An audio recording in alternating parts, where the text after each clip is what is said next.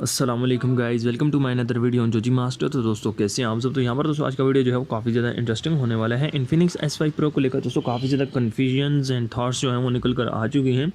ये स्मार्टफोन दोस्तों 6 GB RAM and 128 GB memory के साथ लॉन्च होने वाला था, लेकिन यहाँ पर आपको 4 GB RAM and 64 GB memory देखने को मिल रही है।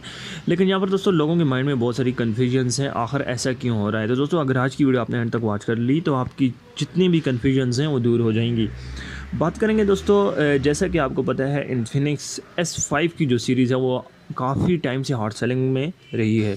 अब यहाँ पर गाइज़ मैं आपकी जो कन्फ्यूजन है वो दूर करने वाला हूँ। आपको मैं एक बात बता दूँ, जैसा कि आपको पता है इन्फिनिक्स S5 की जो सीरीज़ है वो काफ़ी टाइम से हॉट सेलिंग मॉडल में रही है, और अब दोस्तों मार्केट में, पाकिस्तानी मार्केट में ये स्मार्टफोन जो है फ़िलहाल शॉर्ट है। लेकिन यहाँ पर दोस्तों बात करते हैं, ये 3 वेरिएंट्स लॉन्च हुए थे।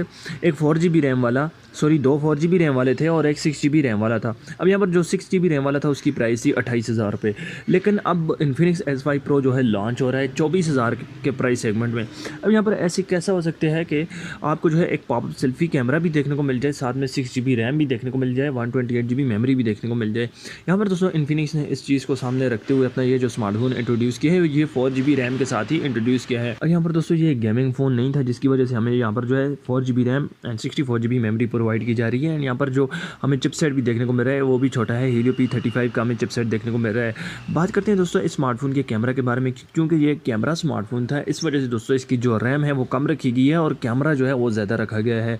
अब यहाँ पर इनोवेशन हमें ये देखने को मिल रही थी कि पॉपअप सेल्फी कैमरा, जो कि एक नई चीज़ थी इन्फिनिक्स की तरफ से, तो यहाँ पर इसी वजह से स्मार्टफोन की प्राइस जो है वो कम रखी गई है, लेकिन स्पेक्स भी जो है वो कम रखे गए हैं। लेकिन यहाँ पर कैमरा ज़्यादा रखा गया क्योंकि ये एक कैमरा स्मार्टफोन जो है लॉन्च होने वाला है।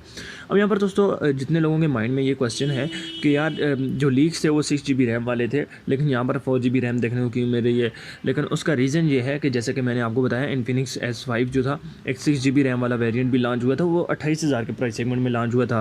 अब यहाँ पर दोस्तों इसके मुकाबले में जो है टेक्नो भी अपना स्मार्टफोन लॉन्च कर रहा है, टेक्नो कैमन 15 प्रो, जो कि 6 GB रैम के साथ लॉन्च होगा।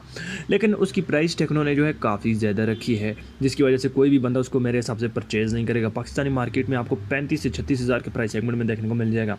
इसी वजह से इन्फिनिक्स ने अपनी ये चीज़ सामने रखते हुए अपने स्मार्टफोन को जो है एक पॉपअप सेल्फी एक कैमरा फ़ोन जो है इसको लॉन्च किया है। ना ही ये एक गेमिंग स्मार्टफोन होने वाला है और ना ही आप ये एक्सपेक्ट कर सकते हैं कि ये आपको जो है एक गेमिंग में अच्छी परफॉर्मेंस प्रोवाइड करेगा। हाँ, 4 GB रैम वाली परफॉर्मेंस तो प्रोवाइड करेगा, लेकिन एक गेमिंग परफॉर्मेंस प्रोवाइड नहीं करेगा। अब यहाँ पर इन्फिनिक्स की तरफ से ये ऑफिशियल हो चुका है 4 GB रैम के साथ, एंड उन्होंने इसी वजह से इसकी प्राइस जो है कम रखी है एंड स्पेक्स भी कम रखे हैं, लेकिन कैमरा ज़्यादा रखा है।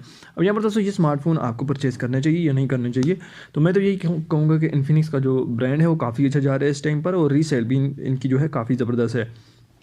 अब यहाँ पर आप इस स्मार्टफोन को परचेज़ कर सकते हैं, काफ़ी कम बजट में है, ज़बरदस्त स्मार्टफोन है, पॉपअप सेल्फी कैमरा के साथ देखने को मिल रहा है, 48 MP जो है रेयर कैमरा है एंड 32 मेगापिक्सल फ्रंट कैमरा देखने को मिल रहा है, और मेरे हिसाब से एक कैमरा फ़ोन के हिसाब से बेस्ट कैमरा स्मार्टफोन होने वाला है।